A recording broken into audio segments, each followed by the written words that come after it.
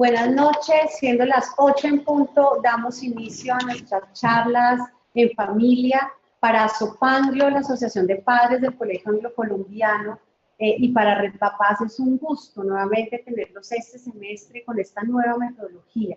Una metodología creada para llegar a sus hogares con temas de gran interés para la familia. Para tener una mejor experiencia en esta metodología, les voy a recomendar algunos puntos para las personas que están en la casa. Entonces, primero, ojalá estén conectados al cable de red. Si usted está conectado a Wi-Fi, dependerá de su red y de su señal de Wi-Fi. Aconsejamos que ojalá, si tienen otros computadores al lado usando su Wi-Fi, ojalá los apague para que pueda garantizar una mejor experiencia. Nosotros estamos con una muy buena conexión, un buen sonido y una buena imagen. Muchas veces se les puede congelar la imagen o el sonido, pero eso depende de su señal de Wi-Fi. Entonces, si usted garantiza que esté bien, seguramente esta experiencia va a ser mucho mejor. Esta es una charla interactiva de 1 hora. Usted puede participar a través de 2 espacios importantes. Uno, a través del chat, que ya muchas personas lo están usando, y 2, a través de un botón que encuentra en la parte superior que se llama Q&A. Allí puede plantear preguntas, inquietudes. Trataremos en lo posible de dar respuestas a preguntas generales, a preguntas que sean relevantes para todo el público. Es importante que quede claro que no podemos resolver consultas, digamos, tan particulares, por el tiempo y por el espacio. No se nos permite eso. Entonces, si no llegamos a responder su pregunta particular, simplemente es por un tema de tiempo, pero trataremos de responder las preguntas generales y más relevantes para todo el público. Esperamos disfruten de esta experiencia de 1 hora en su casa, en sus hogares, la gente que está conectada desde sus colegios, desde otras ciudades. Esperamos disfruten muchísimo esta experiencia. Hoy nos acompaña un tema increíble y una conferencista excelente que sé que van a disfrutar mucho de su experiencia. Entonces, disfruten en familia. Y ahora Marisol de Red Papás va a hacerle la presentación a Juanita Gempeler. Pero antes de continuar con Marisol de Red Papás, nos encantaría saber cuántas personas en este momento están viendo esta charla en familia. Es decir, usted con cuántas personas está sentado viendo. Estamos papá y mamá, estamos 5 personas en casa, estamos 10 en un colegio. Estos resultados para nosotros son muy importantes, saber cuántas personas nos están viendo en este momento. Entonces, por favor, sigan contestando la encuesta. Los invito a todos. Aquí ya estamos empezando a ver los resultados. Muy bien. Un porcentaje muy alto está solo, pero también tenemos varias familias que están 2 o 3 personas. Tenemos también gente que están 5 personas viendo esta charla en familia. Muy bien, vamos a dejar 2 segunditos más la encuesta para que usted termine. Y para nosotros de verdad es muy importante estos datos. Ok, muy bien. Muchísimas gracias por la respuesta. Ahora sí le doy paso a Marisol de Red Papás. Muy buenas noches. Red Papás y la Asociación de Padres de Familia del Colegio Anglo-Colombiano les dan un afectuoso saludo de bienvenida a la conferencia Mitos y Realidades frente a los trastornos de la conducta alimentaria TCA. ¿Cómo detectarlos? ¿Cómo prevenirlos? Esta conferencia presenta 1 a 1 los trastornos de la conducta alimentaria, mostrando los mitos más comunes frente a estas. Brinda herramientas concretas de prevención, detección y manejo para los padres de familia, los profesores y personas encargadas del cuidado de los niños, niñas y adolescentes. Red Papás es una red de padres y madres cuyo propósito superior es abogar por la protección de los derechos de los niños, niñas y adolescentes en Colombia y fortalecer las capacidades de adultos y actores sociales para garantizar su efectivo cumplimiento. Nuestro reto es continuar creciendo y consolidándonos para que cada vez más padres y madres asuman su rol de una manera consciente, responsable y consecuente. Para más información, los invitamos a visitar nuestra página www.redpapás.org o a visitarnos en nuestras redes sociales. Bueno, les quiero presentar a nuestra conferencista, es Juanita Gempeler. Juanita es psicóloga clínica de la Universidad Javeriana de Bogotá, diploma en psicoterapia conductual en la Universidad de Londres, docente por 24 años en las facultades de Psicología y Medicina de la Pontificia Universidad Javeriana. Ponente en congresos nacionales e internacionales, autora de artículos y libros en el área de los trastornos de la conducta alimentaria, directora científica de Equilibrio, programa para la evaluación y el tratamiento integral de los trastornos de alimentación, el ánimo y la ansiedad. Esperamos que aprovechen este espacio y le damos la bienvenida a Juanita. Muchas gracias.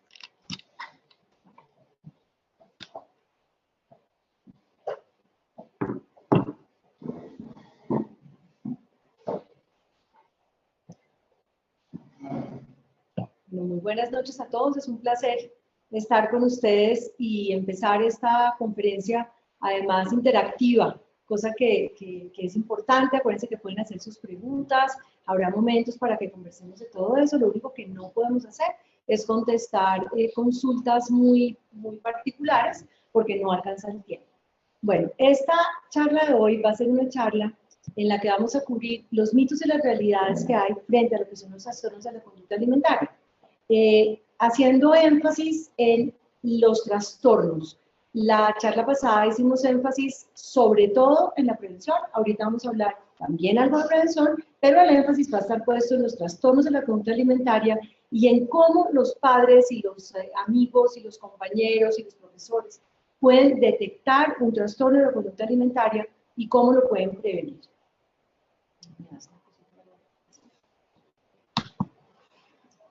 Listo. Bueno, lo primero que hay que tener muy claro cuando uno se acerca a los trastornos de la conducta alimentaria es que estos son como la puntica de un iceberg.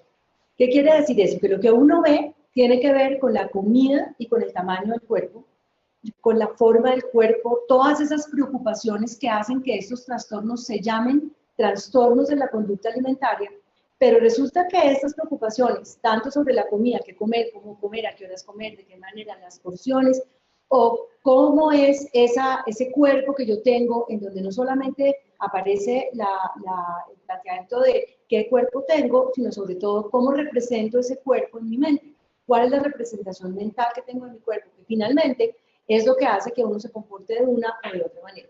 Entonces, esas preocupaciones de comida y cuerpo son solamente la puntica del iceberg que pueden ver en esta diapositiva, porque realmente en la base de este iceberg lo que empezamos a encontrar es otras cosas, es todo lo que tiene que ver con la vida emocional, todo lo que tiene que ver con los rasgos de personalidad, con los rasgos, por ejemplo, como los que aparecen en este momento, el perfeccionismo, la impulsividad. O sea, en el perfeccionismo encontramos personas que tienen una inmensa virtud, que es la capacidad de tratar de hacer las cosas perfectas, pero cuando se les va la mano, porque uno no puede hacer las cosas perfectas, se van a un extremo y toman el control de una manera exagerada, y ahí es donde es más posible hacer, por ejemplo, un trastorno más cercano a la anorexia. El otro rasgo es el de la impulsividad, en el cual lo que uno ve es cómo las personas tienen dificultades para controlar sus impulsos. Y cuando hablamos de rasgos, quiere decir que no solamente estos se expresan en el tema de la alimentación, pero obviamente nos van a ayudar a mirar el diagnóstico por dónde se va más, si se va más hacia el lado de exagerar en el control o más hacia el lado de perder el control y tener la posibilidad de ser algo más impulsivo.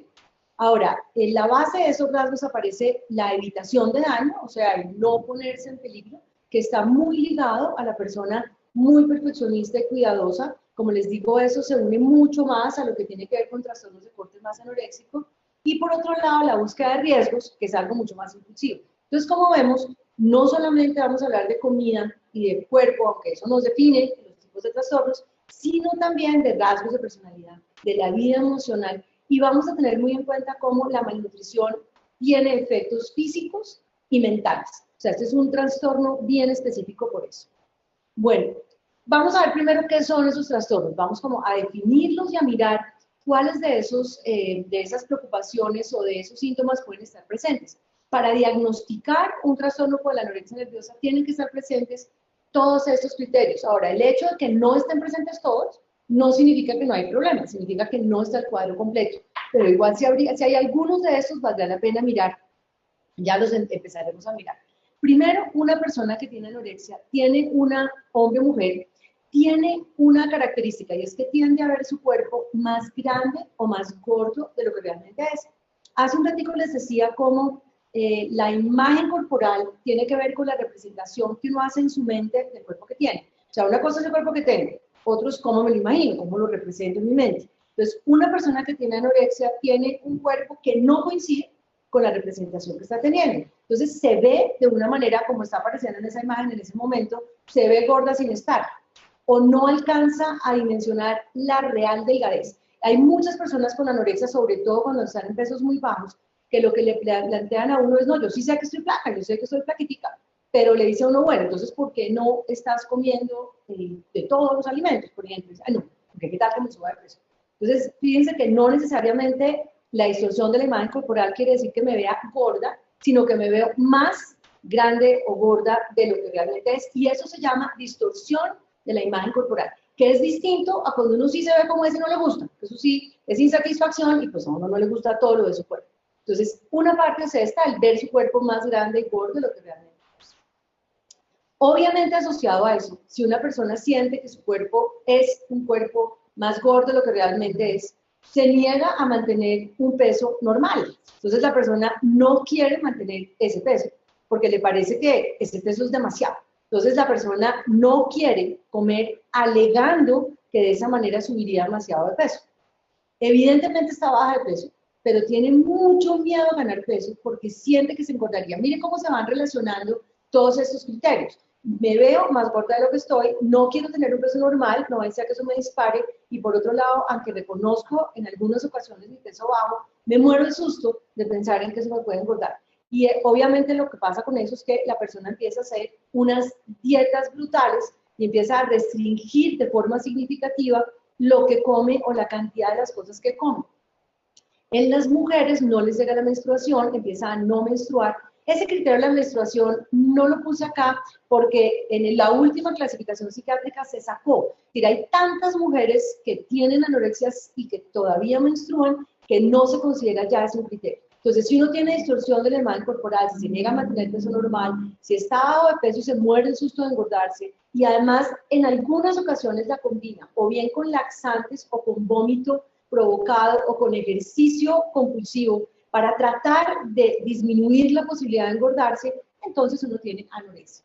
La anorexia puede ser restrictiva, que es que solamente no come, disminuye significativamente la cantidad y la calidad de lo que come, o que come y trata de usar laxantes o vómitos o diuréticos o ejercicio como una manera de compensar lo que ha comido con el objetivo directo de no ganar peso o de perder peso. En esos casos hablaríamos de una anorexia restrictiva, cuando solo es dejar de comer, y purgativa, cuando a eso se le suma hacer alguno de estos temas. Eso es anorexia. ¿Qué es bulimia? La bulimia es como el otro extremo, cuando veíamos, y vamos a ver cómo se va moviendo eso. En bulimia lo que tenemos es una persona que ve su cuerpo también más gordo y grande de lo que realmente es. O sea, en ambos hay distorsión de la imagen corporal. Lo que pasa es que la persona que tiene una bulimia nerviosa tiene un peso normal o tiende al sobrepeso, como ya veremos. La persona con anorexia no.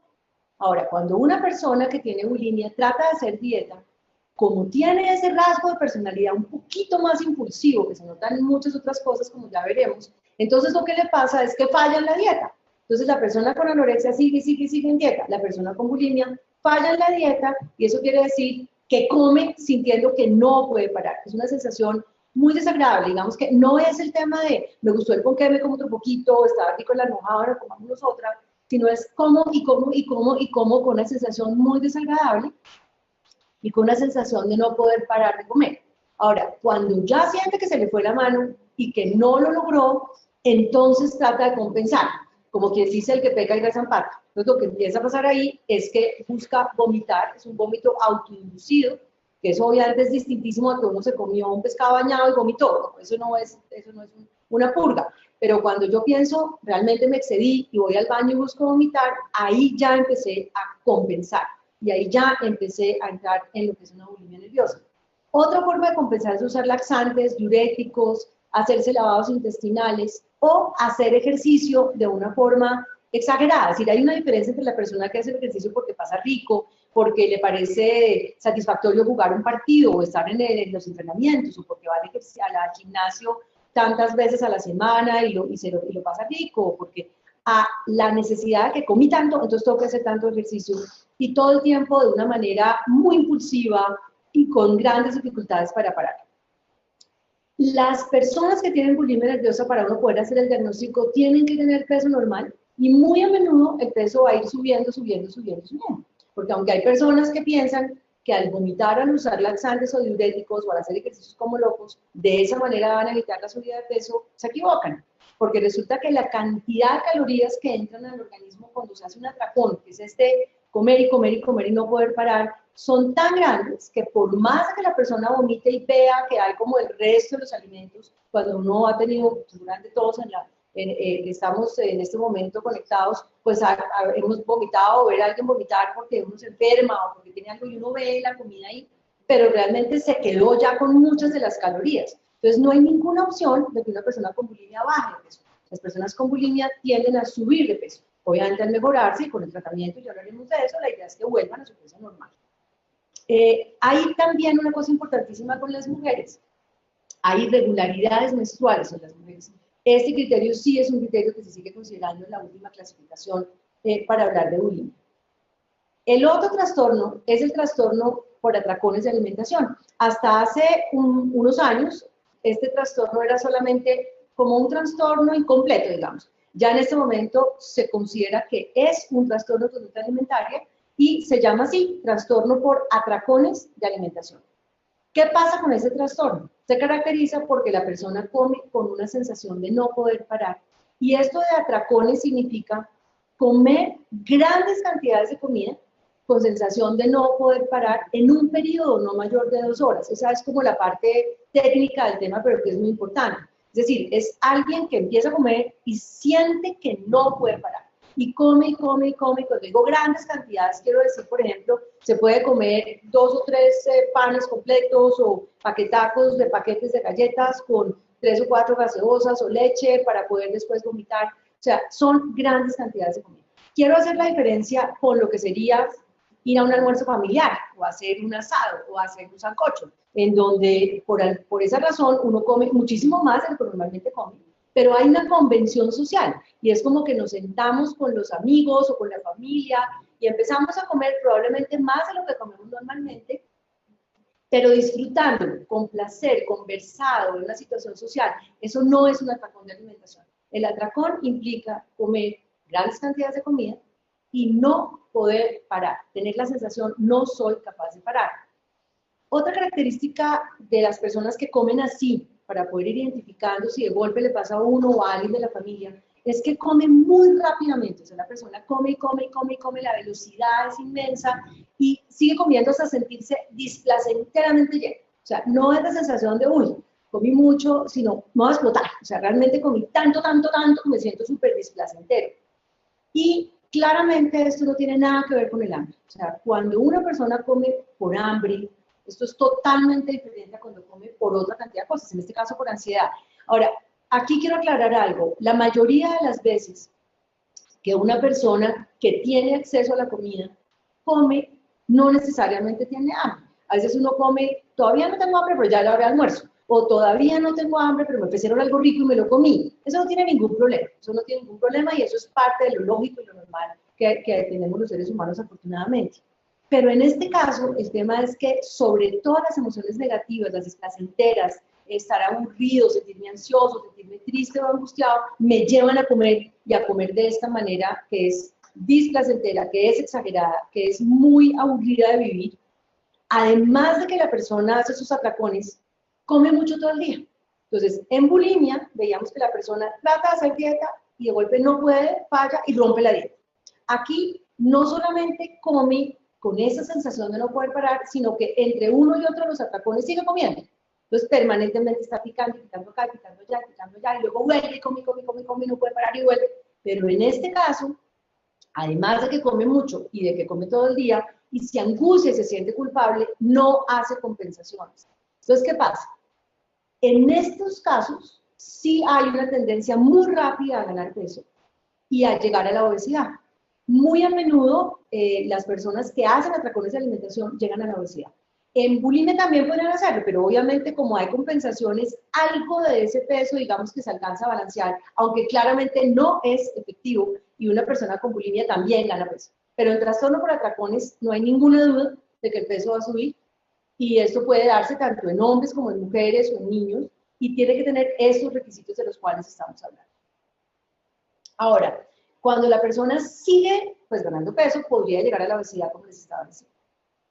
Ahora, aquí voy a hablar de una nueva categoría, de la cual pues nunca habíamos hablado porque no era algo que aparecía en los trastornos en las clasificaciones internacionales. Esto acaba de aparecer y, como categoría, que es el desorden evitativo restrictivo de la ingesta. O sea, un desorden en el cual uno evita comer algo y restringe en su alimentación, y este tipo de trastorno es un trastorno en el cual lo que uno ve es una aparente falta de interés en comer o en la comida, y las quejas que tienen las personas son que es que el color no me gusta, la textura, hay ciertas texturas que no resisto, entonces los flanes no, o la carne no, o el pescado me parece como baboso y no puedo, o el arroz me parece como que es una texturita que no tolero, o por otro lado, la razón es que me da miedo que me caiga mal la comida.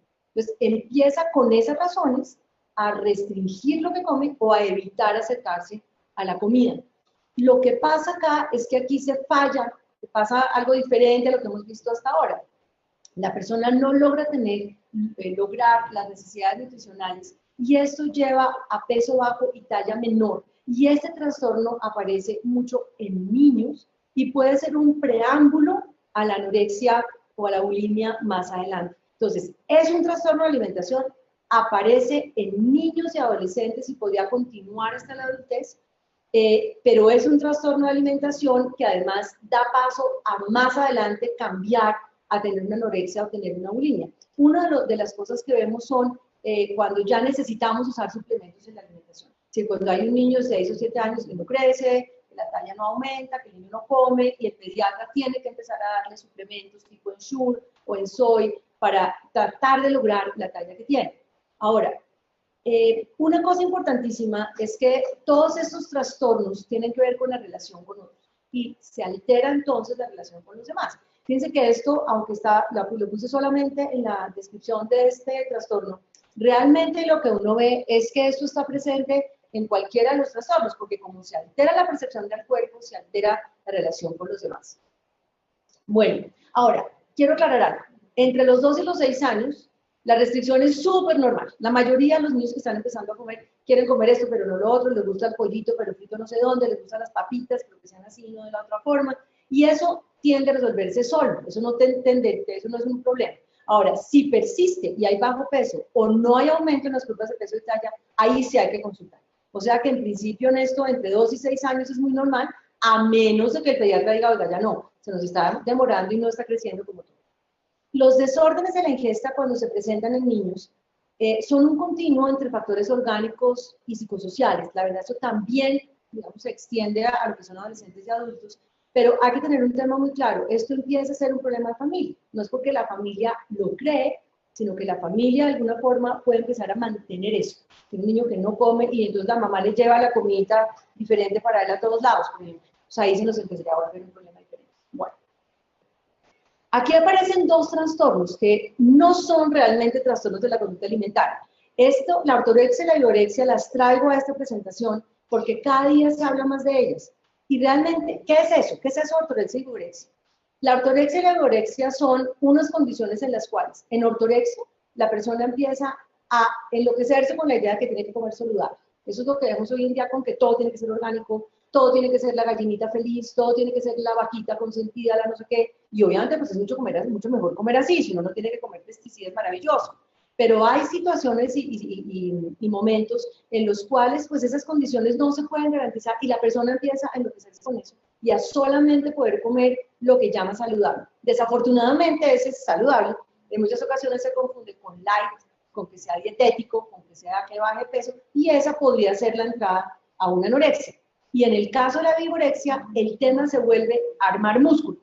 La vigorexia es mucho más común en los niños, en los hombres, tanto niños jóvenes como adolescentes y adultos, y ahí lo que quieren tener es un cuerpo muy musculoso, y empiezan a aumentar cantidad de proteína, a tomar anabolizantes, a hacer ejercicio desmedido, y esa puede ser, pues de entrada se habla de esa como una anorexia reversa. Pope le puso ese nombre hace unos años, hablando de que esto realmente, sin ser un trastorno de conducta alimentaria como tal, pues acaba siendo un problema complicado.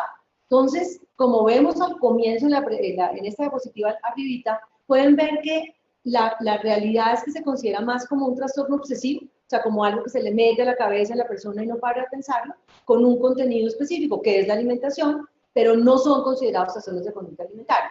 Más como alteran la conducta alimentaria, pues por eso lo traje para poder tener en cuenta. O sea que digamos que los propiamente trastornos de conducta alimentaria son anorexia, bulimia, trastorno por atracones, el trastorno evitativo restrictivo y la ortorexia y la anorexia no son trastornos, pero nos ayudan a entrar a un trastorno alimentario. Bueno, ¿cuál es la situación en Colombia? En Colombia tenemos cifras semejantes a otros países. Se ha dicho a veces que hay ciudades que tienen más anorexia o bulimia, pero realmente lo que hemos encontrado es que tenemos las cifras más o menos similares a las de otros países, que son las siguientes. Estoy sacando un promedio porque los estudios son de índoles muy diversas. Algunos son de entrevistas, algunos son estudios descriptivos, algunos son estudios cuantitativos, algunos son más experimentales. Pues los promedios son en anorexia entre el 0.8 y el 3.7 de la población, en bulimia entre el 1.1 y el 4.2, y en trastornos incompletos, donde entra el trastorno por atracones, entre el 17 y el 23%. ¿Por qué eso es así? Y primero, bueno, les cuento por qué las cifras son así, porque como hasta hace un año el trastorno por atracones no estaba considerado un trastorno de alimentación, pues no está medido en la mayoría de las encuestas hasta ahora.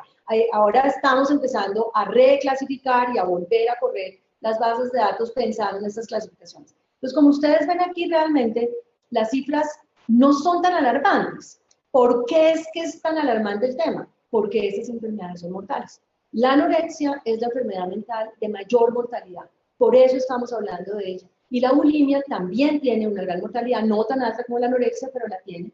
Y esa es la razón por la cual es tan importante hacer lo que estamos haciendo. Los grupos de edad más vulnerables son de 12 a 25 años.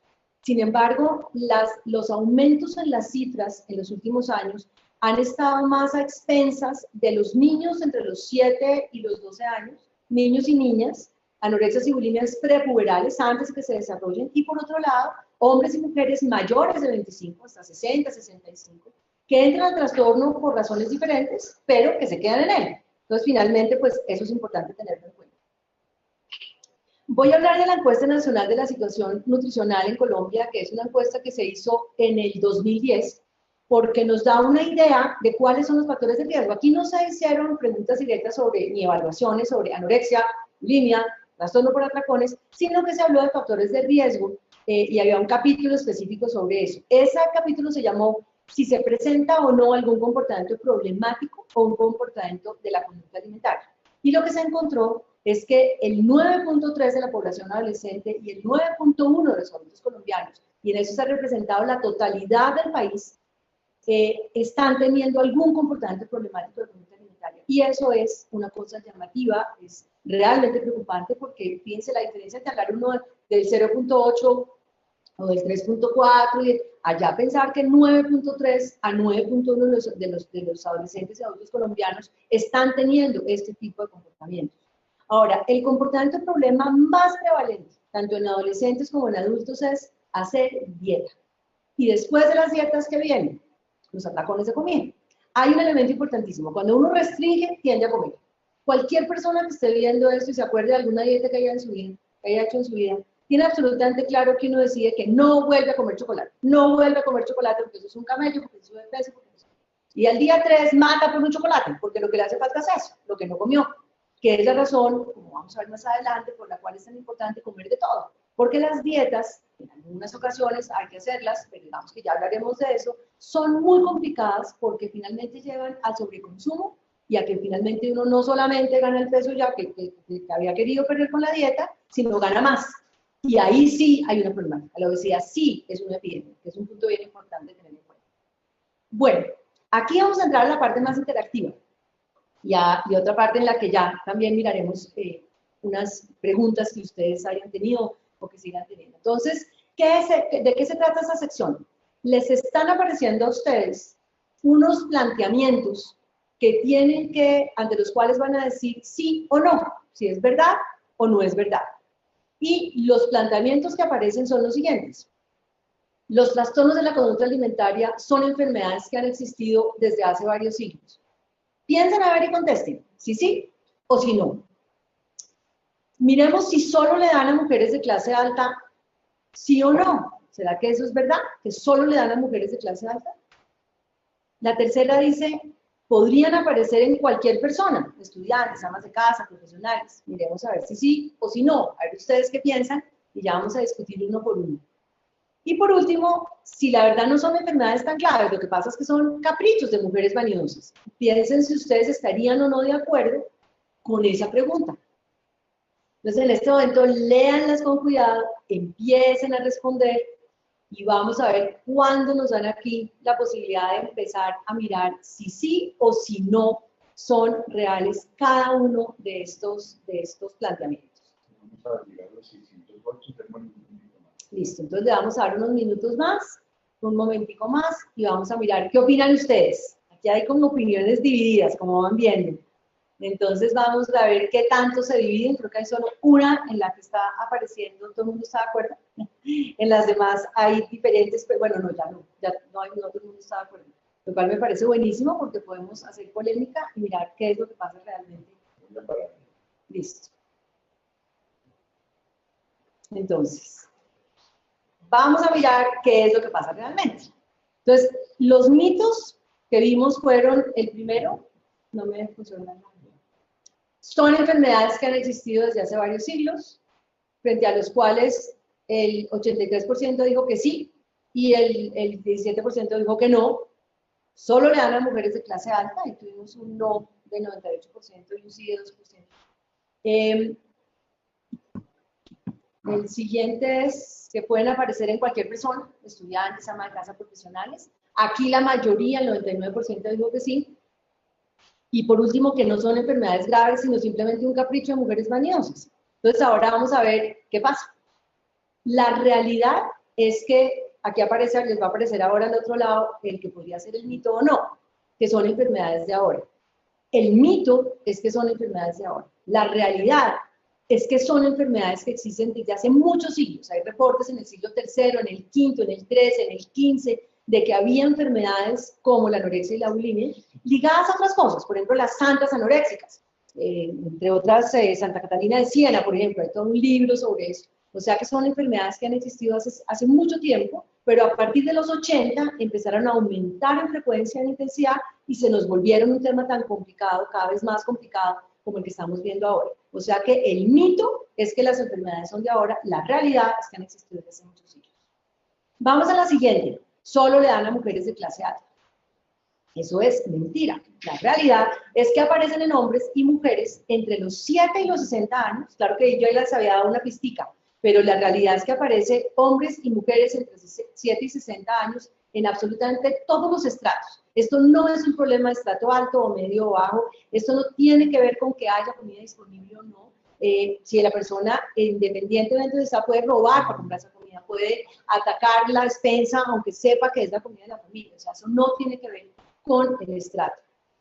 Pasemos a la siguiente. Pueden aparecer en cualquier persona, estudiantes, amas de casa, profesionales, o será que son característicos de modelos, bailarinas o atletas. Claramente le pueden dar a cualquier persona, ama de casa, estudiante, profesional. Y la idea de ese mito salió de que las primeras películas y los primeros reportes que se hacían de eso eran de gimnastas, de modelos, entonces decía que esto era de las mujeres y que esto era solamente característica de las personas que tenían esas profesiones, pero la realidad es que puede aparecer en cualquier persona. Y ahí la mayoría de ustedes contestaron de una manera adecuada. Y por último está el mito de si esto realmente será una enfermedad grave o más bien un capricho de mujeres vanidosas. Porque esta es una frase que oímos muchísimo en el consultorio. No, eso es que mi hija le dio por hacer unas dietas y claro, como es vanidosa, como es mujer, y la realidad es que estas son enfermedades muy graves y no son solamente el capricho de mujeres u hombres vanidosos, porque esto también se da en hombres y mujeres. Entonces, hay que tenerlo en cuenta. Acuérdense que la anorexia es la enfermedad de mayor mortalidad, la enfermedad mental de mayor mortalidad. Bueno, vamos a seguir con otros mitos y realidades, para que ya estén listos a empezar a votar. Entonces, estos nuevos mitos y realidades que les van a aparecer en la pantalla son: si es real que vomitar después de comer adelgaza o evita la ganancia de peso. Piensen a ver y pónganse sí o sí. El siguiente nos dice: los hábitos de familia pueden facilitar la aparición del trastorno y mantenerlo. Vamos a ver si ustedes opinan que sí o que no. ¿Y será que los hábitos de la familia facilitan y mantienen el trastorno? El tercero dice: son trastornos relacionados solamente con la comida y el cuerpo. No tiene nada que ver con nada más. Y el cuarto dice que aparecen por presión de la moda. Vamos a revisarlos entonces. ¿Vomitar después de comer adelgaza o evita la ganancia de peso? Sí. Si están de acuerdo, no. Si les parece que no, es verdad. ¿Los hábitos de la familia pueden facilitar la aparición del trastorno y mantenerlo? ¿O la realidad no tiene nada que ver con las familias? Si son trastornos que tengan que ver solamente con la comida del cuerpo o no. Y si aparecerán, si será que sí o será que no aparecerán por presión de la moda. Entonces, vamos a ver. 600. Yo creo que los encuestadores estarán dichosos de poder tener resultados de esa velocidad. Sí.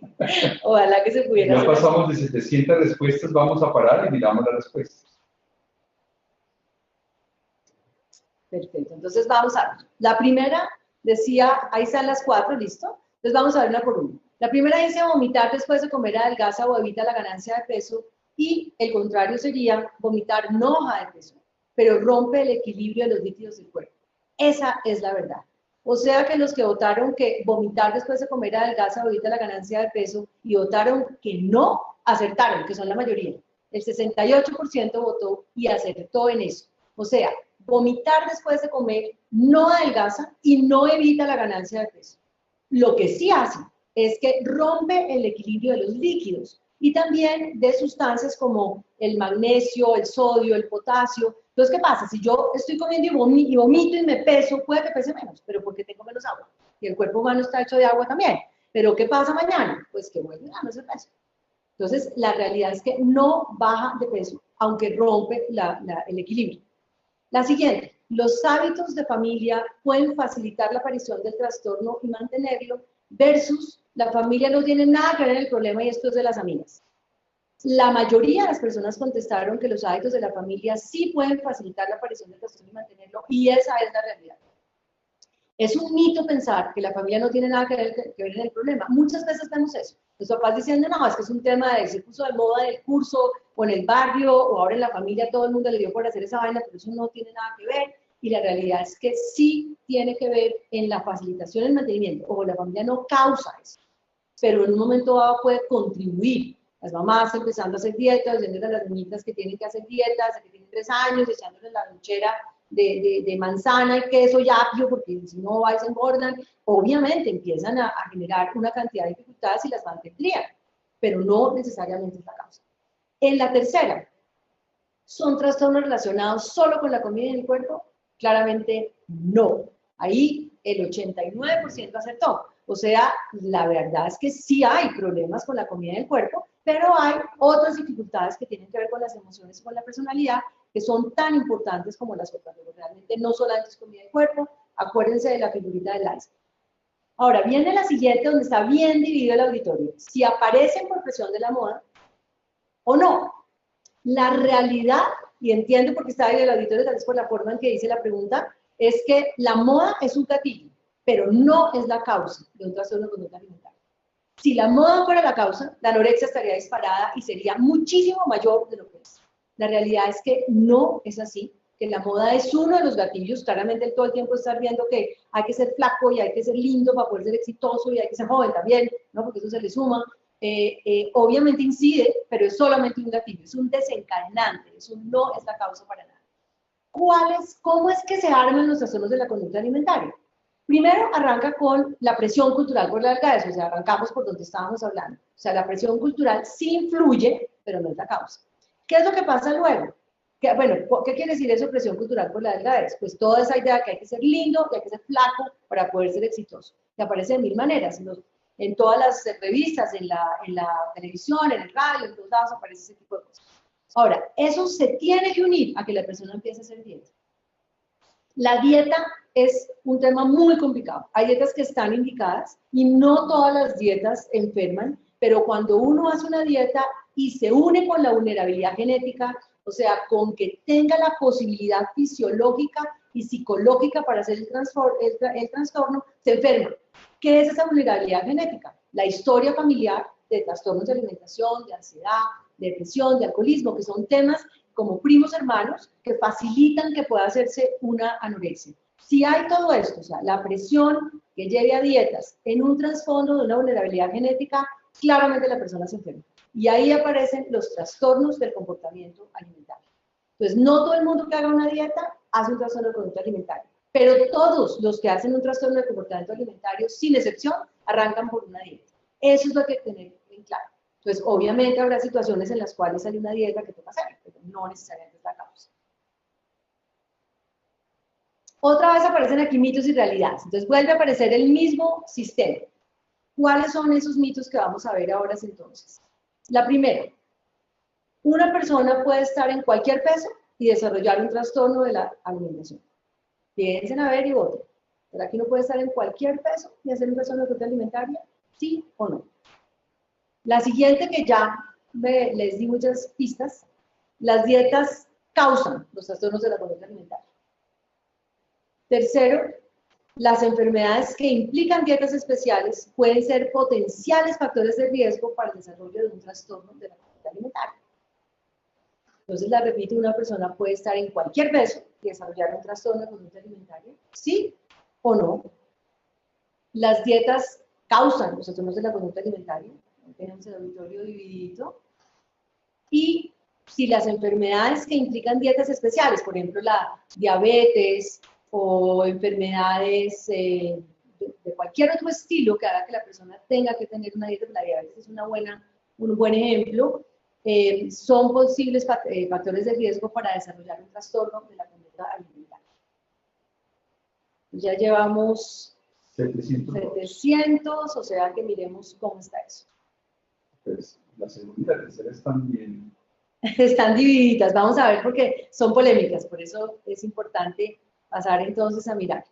Entonces, ¿qué pasará con la primera? Una persona puede estar en cualquier peso y desarrollar un trastorno de la alimentación versus las personas con sobrepeso tienen más posibilidades de tener un trastorno alimentario. La realidad es que uno puede estar en cualquier peso, o sea, el 98% del auditorio aceptó. Sí, se puede estar en cualquier peso y hacer un trastorno de conducta alimentaria. Las dietas causan los trastornos de la conducta alimentaria. Ahí estuvo bien cercana a las dos, ¿no? El 43 contra el 57. Ahora, la realidad de eso es que no todas las dietas llevan a un trastorno de este tipo. Todos empiezan con una dieta, pero no todas las dietas llevan a un trastorno de este tipo. Entonces, repito esa frase que es muy importante. No todas las dietas causan un trastorno de conducta alimentaria, pero cuando uno ya tiene un trastorno de conducta alimentaria, llegó allá por una dieta, siempre. Ese es el concepto que hay que tener presente. El tercero decía si las enfermedades que implicaban dietas especiales podían ser potenciales de riesgo, para el desarrollo de un trastorno de conducta alimentaria. La realidad es que si a una persona le recomiendan una dieta como parte de un tratamiento de cualquier enfermedad, como la diabetes, ese es un factor predisponente, pero no necesariamente lleva a un trastorno de conducta alimentaria. O sea que las personas que votaron sí están en lo correcto. Es un mito pensar que siempre lo van a desarrollar. O sea, las dietas tienen que ser mandadas por un médico o por un nutricionista y ser muy cuidadosamente seguidas, porque si no podrían facilitar en el contexto de los rasgos de personalidad y de los temas de la historia genética de una familia, la posibilidad de hacer un trastorno de conducta alimentaria. Bueno, aquí van otros. Los otros mitos son las siguientes. Las burlas y críticas no tienen que ver con el desarrollo de un trastorno de la conducta alimentaria. Ese es otro tema que no tiene que ver con eso. Piensen si sí o si no. Ya pueden empezar a votar. La segunda dice, los medios de comunicación pueden facilitar que se desarrolle un trastorno de conducta alimentaria, pero no lo causan. Y la tercera dice, cualquier persona puede desarrollar un trastorno de la conducta alimentaria. Ya vamos viendo Están bien divididos en el primero, y en el segundo y en el tercero sí hay un predominio grande para votar por el sí. Entonces, si las burlas y críticas no tienen que ver con el desarrollo de un trastorno de la conducta alimentaria, si los medios de comunicación pueden facilitar que se desarrolle un trastorno de conducta alimentaria, pero no lo causan, y si cualquier persona podría desarrollar un trastorno de la conducta alimentaria. Ya llegamos a 700 votos. ¿Les paramos? Sí. ¿Y qué encontramos ahí? Entonces, contestaron el 60% que las burlas y críticas no tienen que ver con el trastorno del desarrollo de un trastorno de conducta alimentaria, que ese es otro tema. La realidad es que las burlas del aspecto físico, tanto las burlas como los elogios, sí facilitan que se desarrolle un trastorno de la conducta alimentaria. Es decir, decirle al hijo, usted es un flacuchento, usted es un gordo, o usted es horroroso, es tan grave como decirle, eres preciosa, divina, divinamente plantada, maravillosa, príncipe azul. Gravísimo, porque lo que se está haciendo ahí es marcando el cuerpo como la única forma de ser exitoso o de fracasar. Entonces, ¿qué pasa? Que las burlas y los elogios son un factor muy complicado y muy a menudo, en la gran mayoría de los trastornos de conducta alimentaria, encontramos historia de burlas y críticas o de excesivos elogios que hacen que se les vuelva el tema absolutamente obsesivo. En el segundo, respecto a los medios de comunicación, claramente pueden facilitar, pero no causan un trastorno de conducta alimentaria. O sea, había que votar sí, y el 93% aceptó.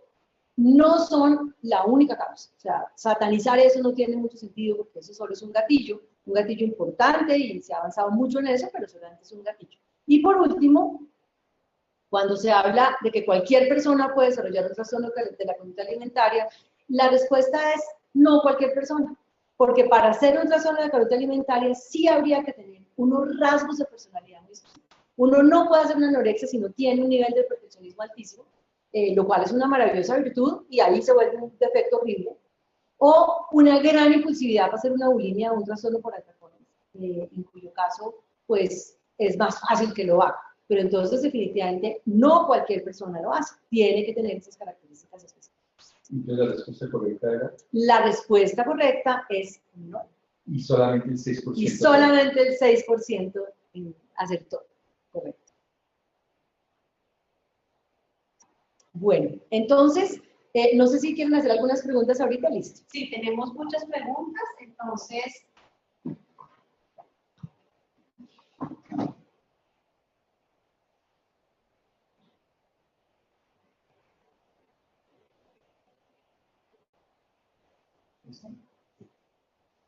¿Cuál es la edad promedio donde se desarrollan los trastornos alimenticios? La mayoría de las veces, y esta es como la historia desde los 80s, los trastornos aparecen entre los 12 y los 25 años, pero como les contaba en las primeras diapositivas, el aumento en las cifras hoy en día de trastornos de alimentación en el mundo se ha hecho a expensas de niños y niñas menores de esta edad, o sea, entre los 7 y los 12, que es lo que se consideran las anorexias y bulimias prepuberales, y de 25 en adelante hasta los 60 o 70. Es decir, hoy en día vemos casos de anorexia, bulimia, de trastornos de alimentación en niños y niñas menores de 12 y en hombres y mujeres mayores de 25. Obviamente que es curioso a veces pensar que una anorexia en mujeres mayores a los 30, ¿no? Pero digamos que es mayor de los 25, que era lo que normalmente se consideraba que era la edad promedio. ¿Son la ortorexia y la biorexia trastornos de alimentación? No. Son trastornos obsesivos con un contenido alimentario que facilitan, por esa altísima selectividad, la entrada a un trastorno de conducta alimentaria como tal. Pero en el presente no están clasificados en las clasificaciones internacionales de salud mental, que es el DSM-5, que es el que estamos siguiendo ahora. Si a un niño de 2 años le da pereza masticar, ¿puede producir un trastorno alimenticio a largo plazo? ¿Qué puedo hacer con esto? A ver, si a un niño de 2 años le da pereza masticar, cosa que sucede muy a menudo, sí podría producir un trastorno a largo plazo. No lo tiene en ese momento. Claramente un niño a los 2 años tiene muchas restricciones, porque le gusta más una cosa que la otra, le parecen las texturas, que esto es muy duro, que esto es muy blandito, que esto no me gusta, que el sabor, o sea, que tengan esas dificultades no es tan grave. Pero lo importantísimo es cómo manejarlo, que es la segunda parte de la pregunta. ¿Qué puedo hacer con esto? Lo más importante es empezar a presentarle a ese niño desde lo más fácil de masticar hasta lo más difícil de manejar, de masticar de forma progresiva. Entonces imaginémonos que sí mastica el puré, pero no mastica el arroz. Arranco por puré y poquito a poco ese puré le dejo un poquito más de textura, más de textura, más de textura, hasta que ya tengo la papita picada.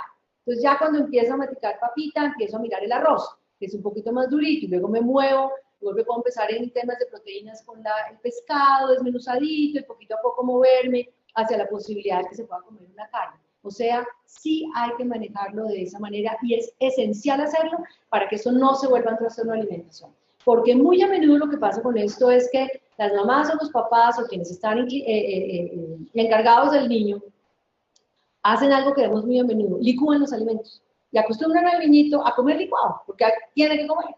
Y lo que pasa con eso es que cuando empiezan a involucrarse ya en el medio escolar, no comen. Y si ya no están todo el tiempo con esta persona, pues no comen. Y ahí es muchísimo más difícil intervenir. Ahora, ¿uno qué hace cuando tiene que trabajar con eso? Que es lo que nos pasa muy a menudo con ese trastorno del que les hablaba al comienzo, que es el trastorno de la selectividad y la restricción, que aparece más en los niños. Hay que empezar por darles texturas diferentes, colores diferentes y ayudarles a que eso no se les vuelva un lío, de una manera muy progresiva y de una manera gradual, ayudándoselos a hacer, no es obligándolos, no es lo trinco y le embuto, pero tampoco le licúo las cosas. Actualmente los pediatras restringen la dieta para niños desde los 2 años, incluso a niños que están bajo la curva normal de peso. ¿Es sano para las familias entrar a esta dinámica de dietas? Entre menos se haga esto, mejor. O sea, en principio no es lo más sano que hay. Esto solamente se hace en ocasiones en los que, y mucho más adelante, cuando el crecimiento del niño, sobre todo de la niña, cuando el desarrollo de la niña, o sea, la llegada de la menstruación o de la regla, podría dificultar el aumento de la talla de la niña. De otras maneras, lo ideal es no hacer esto, y aún en esas ocasiones hay que estar muy seguros del concepto que está dando el médico, ver que sea una persona que realmente conoce el tema y que da la indicación. Si la da, evidentemente es una indicación que hay que seguir, pero no es lo ideal. Lo ideal es que un niño coma de todo. Entonces, claramente no es lo ideal. ¿Qué pasa con los niños o niñas que han sido hospitalizados por problemas alimenticios? ¿Qué pasa con ellos después de salir? Pero hay que tener un cuidado muy importante. La hospitalización está indicada en trastornos de conducta alimentaria cuando está en peligro la vida, cuando se rompe, cuando hay peligro vital. Entonces la hospitalización se hace para salir de ese peligro vital. Pues en el momento que el niño o la niña o la adolescente o la persona adulta ya está estable médicamente, sale del hospital. Y es ahí cuando hay que empezar a hacer el tratamiento ambulatorio, que es empezar a buscar que aprendan a comer 5 veces al día, que no se laxen, que no compensen ni con vómitos ni diuréticos ni absolutamente nada, que no hagan ejercicio, y empezar a mirar por qué se enredaron con eso, que es meterse con los factores emocionales, con los rasgos de personalidad, con los elementos familiares. O sea que es importante tener claro que una hospitalización no está hecha para nada más ni para nada menos que sacarlo del riesgo vital. Pero una vez se hace eso, ya hay que buscar un tratamiento especializado. ¿Qué tan mito o realidad es la necesidad de proteína animal después de los 14? La realidad es que es necesaria, es muy importante para el desarrollo del cerebro y de hecho, aún en dietas vegetarianas de personas que tomen esa opción por razones religiosas o por razones de filosofía de vida, deben mantener la proteína animal. Es decir, el vegetariano mantiene la comida de huevos, de leche, de yogur, o sea, eso es proteína animal.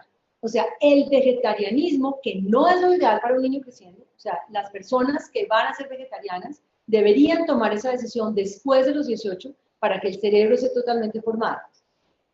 Pero el vegetarianismo es una opción que puede ser completa y que ayudada y digamos que acompañada por un nutricionista puede ser que va a recibir suplementos y va a recibir complementos y va a tener todo lo que necesita para su desarrollo. Lo que sí definitivamente ni peligro es el veganismo. El veganismo sí es un tema que hasta el momento no hay ninguna posibilidad de tener una dieta realmente completa con el veganismo.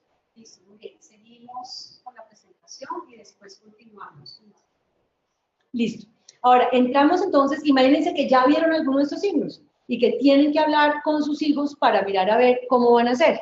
Lo primero que uno tiene que mirar acá es el buscar un momento tranquilo. Esto no se debe hacer, como nos ha pasado a veces, que es la comida familiar con el cumpleaños de no sé quién, le dicen en la comida al niño, me parece que tú... No, ese no es el momento. Hay que montar un momento tranquilo. Hay que informarse. Esto que estamos haciendo hoy es parte de eso, que la persona se informe, que tenga la información. Y es muy importante acercarse con cariño, de una forma muy directa. Esta sugerencia, por ejemplo, decir, me importa lo que te está pasando, veo que te estás enredando, vamos a buscar ayuda, es muy, muy importante. No guarden el secreto, no se queden con eso entre el pecho y la espalda, porque son enfermedades realmente graves y eso pues no ayuda mucho a que guardar el secreto, pues sí, es que me siento que es que no quiero que pierda la confianza en mí, pero la vida está de por medio. ¿Qué otras cosas hay que tener en cuenta? Estar muy alerta. Como papás y mamás, tratar de que por lo menos una de las comidas del día se haga con los hijos para ver cómo están comiendo, de qué manera, que sea necesariamente en un sitio apropiado para comer, en la cocina, con toda la familia o en el comedor, o si es en otro sitio, en bandejita, con todos los elementos, y estar muy alerta de si comen y comen de todo. Y ahí hay un par de preguntas que yo les hago mucho a los papás, y es, ¿qué piensan ustedes sobre la importancia de la delgadez y sobre la importancia del control? Porque en ese sentido, sí, los papás acabamos cometiendo errores. Entonces arrancamos a decir que es que, sí, tienes que comer de todo, pero bueno, lo importante es que se flaca, porque si no, eso uno no lo quiere en la vida, no le va bien. O el papá diciendo que el control es muy importante, que finalmente tiene que renunciar a las cosas que le gustan. Y realmente uno tiene que preguntarse como adulto uno qué está pensando y usar información como la que estamos difundiendo hoy para acercarse al hijo y lograr, con una claridad en la posición de uno como adulto, plantearle el problema y poderlo discutir. Y un punto importantísimo, no entren juzgando. Es que eres una anoréxica desastrosa, o es que es increíble lo imbécil que está haciendo tú de no comer, o no puedo entender que tú no comas, o cómo puede ser que vomites y que la cosa huela tan horrible, sino acercarse describiendo. Los baños están oliendo mal, notamos que no comes, la comida se desaparece, encontramos papeles por todos lados. No queremos juzgarte, pero claramente necesitas ayuda. Esa es la forma de entrar, describiendo lo que uno ve y no juzgando. El juicio siempre hace que uno se retire. Esas son formas adecuadas de ayudar. ¿Cómo claramente no ayudar? O sea, ¿qué no hacer? No haga comentarios sobre la apariencia. Estás muy gordo. Claro, como te la pasas comiendo, toda la comida se desaparece como no haces nada más que eso. O claro, miren ese flaco. Es que claro, no come nada. Eso se llama ser anoréxico. Ese tipo de cosas, no. Eso no ayuda para nada. ¿Qué cosas sí ayudarían? Decirle, es tu problema, puedo ayudarte. Te he visto lo que está pasando, me preocupa. No te voy a obligar a comer, yo no te voy a embutir, pero si tú no estás en capacidad de hacerlo, busquemos ayuda. ¿Qué otras cosas hay que hacer? No guardar el secreto. Acuérdense, son enfermedades mortales. Entonces, por ejemplo, muy a menudo pasa que llegan, no, es que mi hija me contó, pero yo no le puedo contar al papá porque me pidió que no, o la niña le contó al papá y no a la mamá, y que no le contó. No, esto tenemos que hablarlo en familia, con papá y mamá, porque es un elemento peligroso. Y la forma de acercarse, como he hecho mucho énfasis, es describiendo.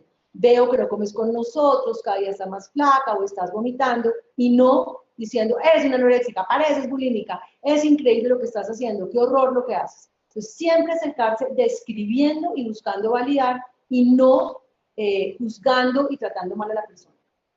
Ahora, ¿cómo se previene esto? ¿Cómo hace uno para que no se enrede en este tipo de cosas? Primero, dándole mucha importancia a cosas que no sean la comida y el cuerpo como único tema. No quiere decir que no se pueda hablar de eso, no quiere decir que entonces no se puede decir que la niña está bonita o que el tipo es bien plantado, que el chino está creciendo y es divino y todo el mundo le parece sensacional, sino que no se centren solamente en eso. Entonces, por ejemplo, cosas como eres muy buena en arte, tienes buenas notas, oye, ¿cómo tocas el triple de lindo? Qué increíble tu voz. O sea, acérquense a cosas que no sean solamente la comida y el cuerpo, y eso ayuda a que niños y las niñas se afiancen en las cosas y mejoren la autoestima. Ahora, cosas como, por ejemplo, decir, te equivocas cuando le hablas hacia tu papá, que quiere decir, describe. No hagas eso, no comas así, mira la forma en que veo que las cosas no se pueden pegar y que los alimentos no se pueden ir uno con otros, o veo cuando estás comiendo harinas. Siempre describir. Un tema importante en prevención es describir y no juzgar. Esto lo estoy repitiendo varias veces porque es un concepto central. Entonces es distinto decir, eres una maleducada, claro, como ahora le da por no comer, a decir, he notado que tú no estás comiendo bien, o mira la forma en que estás siendo grosera con tu mamá cuando te sirve la comida. Con relación al cuerpo, pues obviamente cuando un niño o una niña se enredan con la comida y con el cuerpo, pues empiezan a cambiarse 60 veces y les parece que nunca están bien, y que se les sale el gordo, y que no se acerquen diciendo, no, claro, la insatisfacción, no te gusta nada, eso es una cosa que Dios te dio y tú criticándola, cosas de ese estilo, sino te cambias varias veces de ropa, te veo molesto, no siento que no estás cómodo, miremos qué podemos hacer, estoy preocupada por ti. Entonces, ese es un acercamiento cariñoso, pero directo, claro, sin duda, buscando además darle la trascendencia que tiene, pero sin enredarse en los juicios. Ahora, ¿cómo se debe comer? Pues como hemos dicho hasta ahorita, ¿qué comer? De todo. Hay que comer verduras, frutas, proteínas, harinas, granos, lácteos y dulces. Los dulces también, miren la imagen. Tiene que comer uno muchas frutas, muchos cereales, proteínas, miren en qué porción, los lácteos, pero dulces también.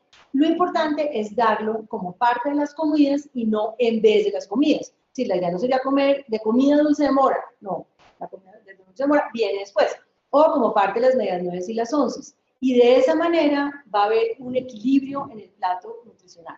Ahora, ese comer sano normalmente es 5 veces al día, o sea, desayuno, medias nueves, almuerzo, onces y comida. Los adultos podemos comer desayuno, almuerzo y comida después de los 35, 40, sobre todo cuando somos más sedentarios, pero en principio la gente, todos deberíamos comer desayuno, medias nueves, almuerzo, onces y comida. ¿Cuánto y cómo? Las porciones. Lo importante son las porciones. O sea, no es lo mismo una porción de fruta que una porción de dulce, pero el dulce sí se puede. No es lo mismo una porción de proteína que una porción de arroz o de papa o de yuca, pero hay que comer de todo. O sea, no se debe quitar ningún alimento del plato. Ahora, ¿qué es eso de comer sano? No solamente es qué como y cuánto como, es con quién como. Y comer en familia ayuda a generar hábitos. Y uno como papá se puede sentar con los hijos, decirle, mira, mi amor, come esto, modelarle como que vean cómo me sirvo yo el plato. Y eso ayuda a cantidades a esos hábitos de protección. Ahora, si por alguna razón no pueden estar juntos, no dejen que el niño coma solo. Es importante que coma acompañado por alguien familiar que esté o alguien que les ayude, que lo acompañe y que coma en un sitio apropiado para comer. Tenaz el tema de que se llevan la comida para el cuarto, que se llevan la cosa para frente de la televisión, y eso sí genera unos hábitos muy, muy malsanos. O sea, en los niños y adolescentes y adultos no debemos comer aislados ni viendo televisión o jugando, porque no nos damos cuenta de cuánto comemos básicamente. Y cuando uno no se da cuenta de cuánto come, se excede lo mejor. Hay una familia comiendo. Crecer sano también significa hacer deporte. Y pongo deporte. Hacer ejercicio es muy clave, pero ojalá sea un deporte y que sea un deporte en equipo, el fútbol, o salir a escalar, o salir a remar, o a pescar, cosas que impliquen ejercicio físico, pero ojalá acompañado y en relaciones con otros, porque a veces el tema de los gimnasios se vuelve como los gurís ahí en una máquina y cómo cargo calorías, y realmente eso sí no es una cosa muy sana. Un muy buen ejercicio es caminar para hacer las cosas del día a día. Ese es un ejercicio sano, es un ejercicio completo, es una de las recomendaciones de la Organización Mundial de la Salud. Luego, no dejo de ponerlo porque es muy claro. Y cuando uno crece sano y come sano, pues se siente bien. Y claramente lo que hay que entender es que estar saludable es mucho más que no estar enfermo. Uno puede no estar enfermo y sin embargo no estar saludable y no sentirse bien. Porque el bienestar general tiene que ver con la relación con los demás, tiene que ver con aceptar mi proceso de crecer, el cuerpo que empieza a aparecer y cómo me relaciono con los demás. El crecimiento y el desarrollo hay que tenerlos en cuenta porque el cuerpo, en la medida en que un niño va creciendo y una niña va creciendo, cambia. Y ese cambio no siempre es un cambio tan fácil de mirar y de entender. Como el cuerpo es el instrumento con el que nos relacionamos con los demás y con nosotros mismos, es muy importante conocer el cuerpo. Permitan a sus hijos mirar su cuerpo, explorar su cuerpo, tocar su cuerpo, bañarse, verse, vestirse y desvestirse, viéndose. No como que no haya un contacto con el cuerpo, porque cuando el niño no entra en contacto con el cuerpo, le cuesta mucho trabajo ver ese cambio. Y resulta que esos cambios del cuerpo, que tienen que ver con las hormonas y con una cantidad de aspectos que son fisiológicos, pues hacen que el niño y la niña se sientan muy raros frente a esos cambios. Y por eso muchas veces hay irritabilidad, cambios en el ánimo. porque empiezan a pasar cosas como pues que, por ejemplo, como y se sienten los niños avergonzados, incómodos. Por ejemplo, esta diapositiva lo que quiere mostrar es, imagínense pasar uno de ser esta niñita que está en la foto, de lacito en el pelo y chiquitica con su pelo, a tener el pelo como la del lado que es una adolescente típica, ¿sí? Entonces, si quiere pintar el pelo de rojo, se quiere poner el piercing, se quiere poner... Y ver ese cambio a veces para la misma persona no es fácil. Ayúdenles a ver esos cambios, a identificar los cambios. Los cambios en el cuerpo deben poderse hablar. Me están creciendo los senos, necesito empezar a usar un brasier, o ya no quiero que el vestido de baño sea un poquito más amplio porque se empiezan a burlar de mí, porque se ve que tengo ya testículos o pene. Es decir, que puedan hablar de eso sin angustia y que vean que eso es normal y sano, que todos crecemos y a todos nos van creciendo las diferentes partes del cuerpo para volvernos, en los casos de las mujeres, tener senos y tener cola y tener cintura, y en los casos de los hombres el que se amplía más el tema de los hombros y se vuelve más como un triangulito, y eso no es siempre fácil de hacer. Permitamos hablar del tema del cuerpo y tengamos muy presente que las personas venimos en todas las tallas y en todos los tamaños. Las personas no solamente venimos en un tamaño.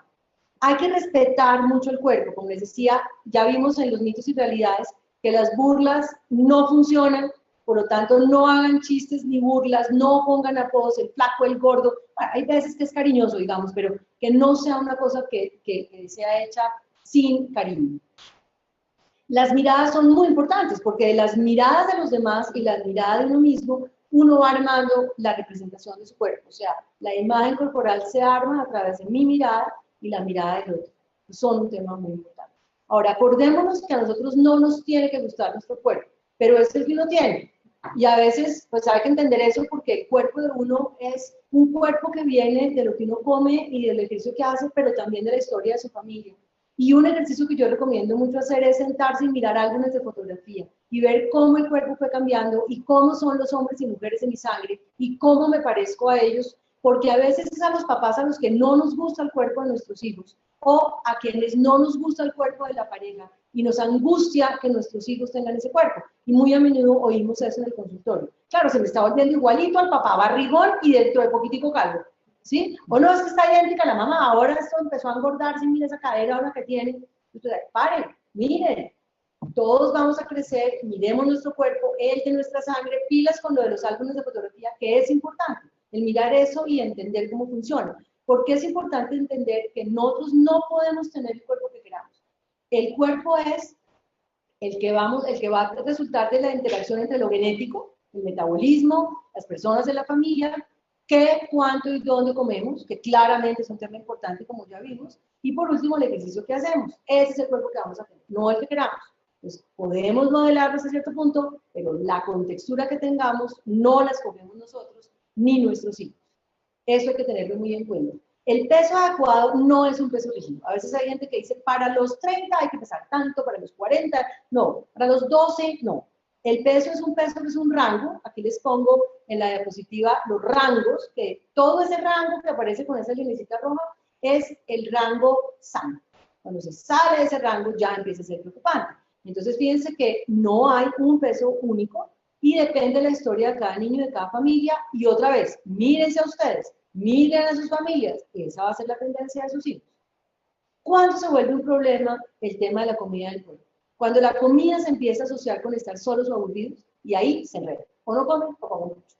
Cuando se vuelve una obsesión y no pueden dejar de pensar en eso. ¿Será que como? ¿Será que no? ¿Será que esto me engorda? ¿Será que no? ¿Será que ahora qué pasa? ¿Será que me enflaque? Sí, que me engorde, sí, que me tengo que pesar, que no. Ahí arranca a haber un problema.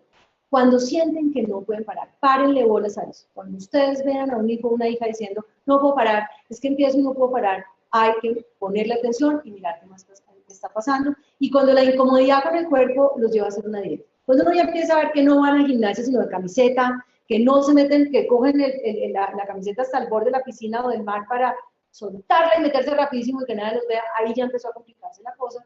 Y eso tenemos que darle la importancia que tiene.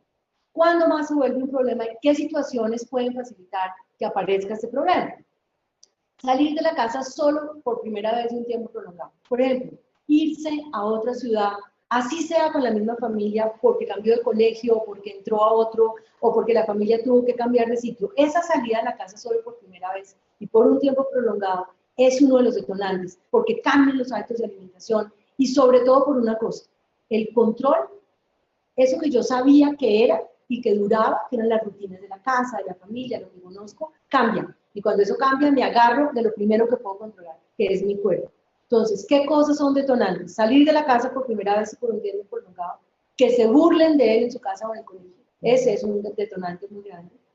Cuando terminan una relación significativa, las tusas, que todos conocemos y todos hemos vivido, pero ahí se pueden enredar, porque es como, claro, es que no me quiere porque soy gorda, es que no me quiere porque no soy bien plantado, se enreda el tema y se vuelve el cuerpo cuando no es el cuerpo, cuando tiene que ver con otra cantidad de cosas.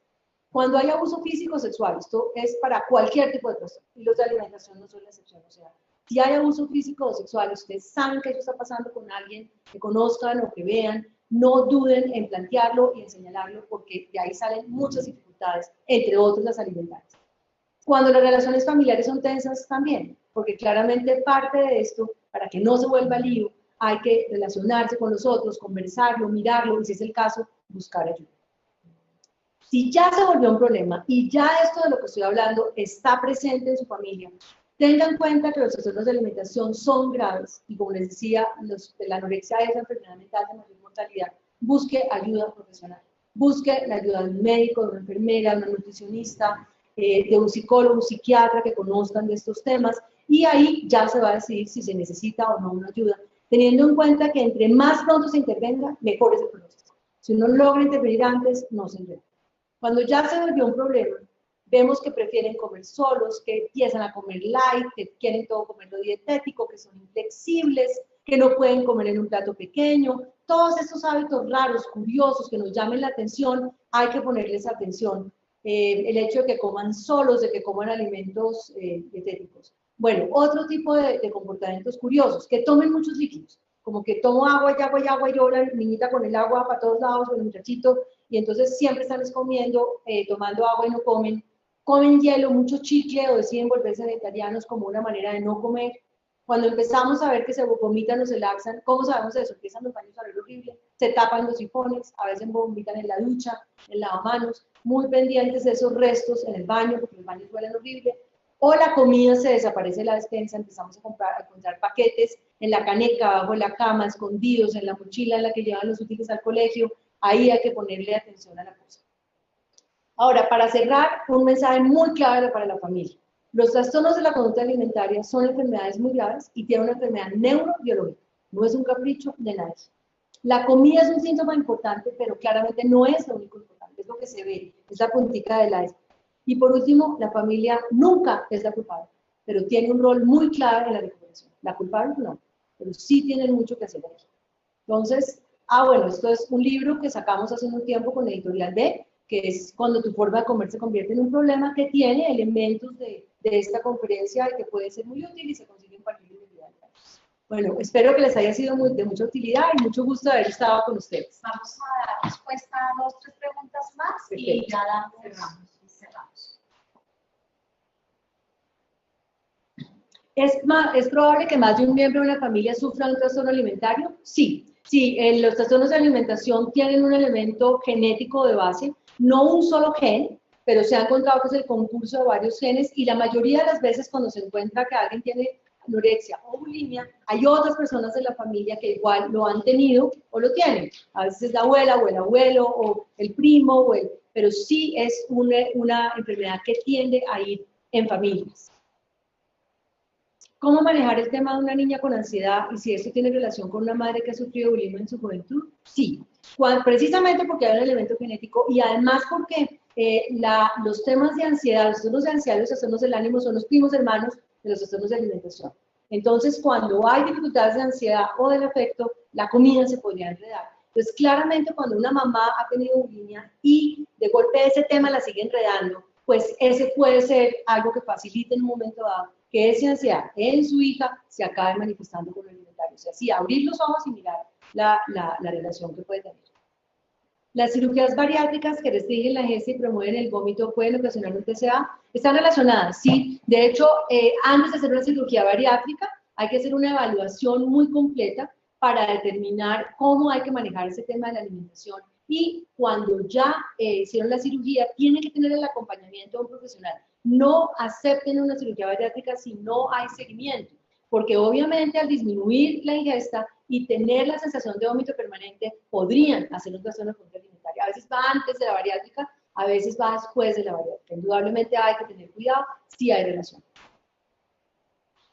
Buenas noches. Quisiera saber si el trastorno alimenticio binge eating, reconocido en los últimos años, puede compararse a cierto nivel con el alcoholismo, pues es definido como una adicción a la comida. ¿Cuál es tu opinión al respecto? ¿Crees que sí es posible ser adicto a la comida? ¿Cómo puede tratarse? Gracias. El binge eating es el trastorno por atracones de alimentación. Es exactamente ese trastorno en el cual la persona come grandes cantidades de comida con sensación de perder el control, come además en los episodios, entre un momento de comida y el otro, empieza a subir de peso de una manera muy rápida, digamos, y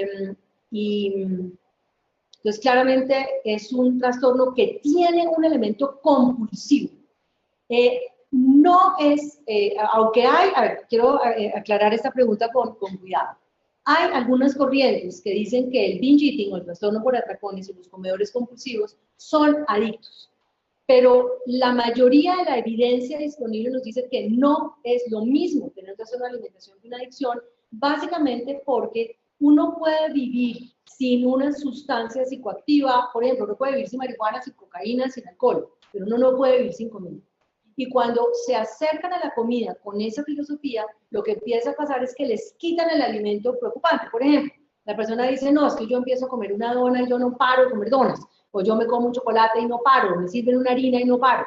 Entonces lo que hacen es quitarles ese grupo alimenticio. Entonces, ¿qué pasa con el tiempo? Pues que se mueren por ese grupo alimenticio y empiezan a comer enloquecidamente ese grupo alimenticio, y ahí ya tenemos una problemática grandísima. Entonces, no es solamente mi opinión pues claramente no solamente mi opinión como personal, sino como profesional, con toda la evidencia disponible. Los trastornos de la conducta alimentaria no son trastornos adictivos, esa es la mayor evidencia disponible hoy. Aunque haya muchos profesionales que lo miran así, la evidencia no soporta eso y deben tener tratamientos especiales en donde todos los grupos de alimentos estén incluidos y no se quite ninguno. Esa es la evidencia disponible hasta ahora. Mi hijo inició con bulimia y terminó internado por anorexia. ¿Este es el proceso normal de la enfermedad o son dos patologías independientes? La anorexia y la bulimia pueden ser cuadros independientes o puede uno virar de una a la otra. El 25% de los casos puede virar. Uno puede entrar por anorexia y hacer bulimia, o entrar por bulimia y llegar a anorexia. El otro 75% de los casos no vira, o sea que puede recaer sin cambiar de clasificación. Bueno, creo que entonces ya resolví las preguntas. Espero que les haya sido muy útiles y quedamos pendientes. Y muchísimas gracias a Sopanglo y a Repapaz. Bueno, les quiero contar, muchísimas gracias a Juanita por la conferencia muy interesante, y les quiero contar que mañana les va a llegar el link con la grabación de esta conferencia a todas las personas que se inscribieron, que estuvieron aquí conectadas y a las que no también. O a las que no reciban este correo por algún motivo, pueden también ingresar a la página www.escudosdelalma.org en conferencias virtuales, y allí pueden encontrar esta y otras conferencias que hemos realizado con el Anglo Colombiano o también solamente de Red Papás. Les agradecemos mucho la atención que prestaron en esta conferencia y esperamos que haya sido de gran utilidad para ustedes. Muchas gracias. Y en marzo tendremos otra conferencia que también les estaremos haciendo llegar la invitación. Muchísimas gracias y una muy feliz noche para todos.